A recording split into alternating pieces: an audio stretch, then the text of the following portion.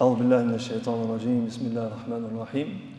Dhe së dashur, sot e kam një temë që ka të bëje rreth braktisjes së Kur'anit.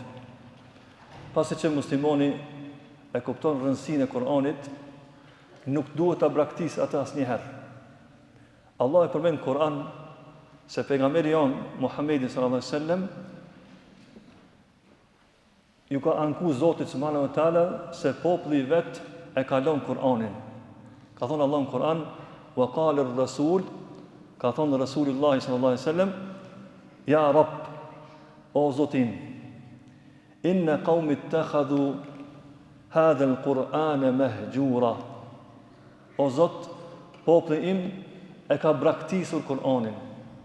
Pa pejgamberi sallallahu alaihi wasallam ju ka anku Zotit subhanahu wa taala se populli vet e ka braktis Kur'anin. Këtu desha me përmendën një mesele, braktisja e Kur'anit është disa forma. Disa për tyre janë më të rënda, e disa janë mesatare, e disa janë të lehta. Braktisja e Kur'anit më e rënda është mes mi besu Kur'anit. Ai i cili braktis Kur'anin dhe nuk i beson, ai është më thonë jo musliman.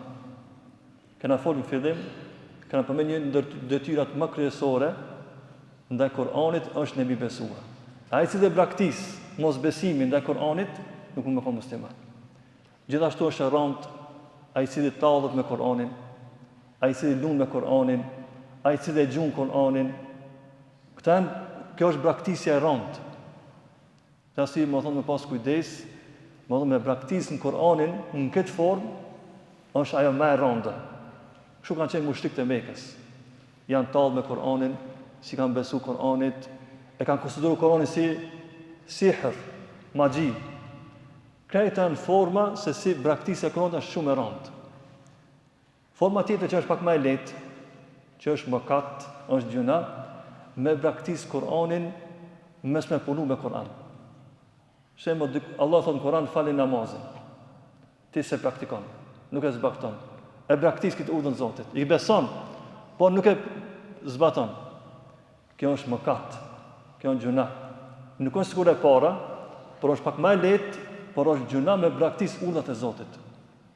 Sa Allah na do të mirën, edhe ka dëshirë që ne me pështu nesër ditën e Kiametit, kjo që më thonë braktisja e Kur'anit me lënë urdhat e Zotit është mëkat. Gjithashtu ulemat kanë thonë një mesele, me braktis ai i cili bëhet hafiz, me braktis hifzin qëllimisht është mëkat. Shembull, dikush ka mësuar Kur'anin 1 vjet, 2 vjet, 5 vjet. Edhe qëllimisht e lë anësh Kur'anin. Nuk e përsërit, nuk intereson ta mbaje, kjo konsiderohet mëkat. Për arsye hafizlerë që mësojnë Kur'anin, edhe e lën qëllimisht, kanë gjuna të madhe te Zoti. Kurse me haru Kur'anin jo qëllimisht. Shembull, ndodh hafizi kur plakët i dobësohet hifzi, memoria. A ka gjuna me haru Kur'anin? Nuk ka gjuna. Se ai qëllimisht se ka lënë Kur'anin, por është në plak, ju ka dobësuar hifzi, edhe nuk ka gjuna të Zotit. Kurse me lënë qëllimisht hifzin e Kur'anit, edhe me haru atë, kjo është më thonë e rëndë. Edhe e treta, braktisja e Kur'anit duke mos e lexu, duke mos meditu. Kjo nuk është gjuna, por dietarët kanë thonë është vepër e urrëtur për muslimanin mos ta lexojë Kur'anin. Ne nuk themi që ai që nuk lexon Kur'anin nuk është musliman, por themi të kanë hik shumë sevape. Nëse nuk i për tyre që ki plan program, ki virt, e kanë përmend virdin më herët. Nuk i plan program të leximit, ti të kanë hik shumë sevape. Por edhe ti je prej atyre që e ki braktis Kur'anin. Por jo në formën e rëndë. Kjo është forma më e lehtë e braktisjes mes me lexu Kur'anin. Ti beson Kur'anit, punon me Kur'an, por nuk e lexon. Nuk e mediton. Ti e ki lënë, e ki braktis, por kjo braktisje është forma më e lehtë. Ta përmend edhe një ajet dhe takrimi për sot. Allah subhanahu wa taala në surën Taha tregon se disa njerëz që ja kthejnë Kur'anit shpinën, ata e kanë jetën e ngushtë. I ngushtohet zemra. Bon të mërzitur. Allah thënë Kur'an, wa man a'rada an dhikri, kush ja kthen shpinën dhikrit, Pra është përcjellim Kur'ani, është përcjellim ibadeti, është përcjellim përmendja e Zotit, kush ja kthen shpinën e dhikrit, fa inna lahu ma'ishatan danka. Për këtë njeri ka një jetë të ngushtë. Allah po thot ai që ja kthen shpinën Kur'anit, për ta ka një jetë të ngushtë, wa nahshuruhu yawma al-qiyamati a'ma. Çka njeri që ja ka kthyer shpinën Kur'anit, thot Allah do ta rinë gjallë me ditën e Kiametit si qorr të verbur. Pse pasi? Allah ka më thënë qala rabbi lima hashartani a'ma. Ky njeri ka më thënë o Zot, pse më rinë gjallë dhe pasi? Unë në dunjë kum pasi. Wa qad kuntu basira, unë isha një person që kisha sy në dunjë. Pse sot ditën e Kiametit pasi?